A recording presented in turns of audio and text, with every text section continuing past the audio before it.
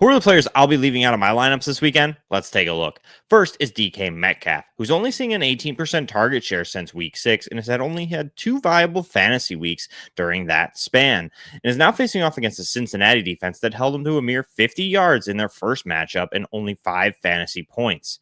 Next is Debo Samuel, who hasn't had a fantasy relevant week since week 5, despite Terry McLaurin missing time. He is now facing off against a Miami defense that has been stymie against wide receivers over the last 4 weeks and has allowed the second least amount of fantasy points to the wide receiver position. Last but not least is Kenneth Walker. It's time, folks. He hasn't had a top 20 finish since week 3.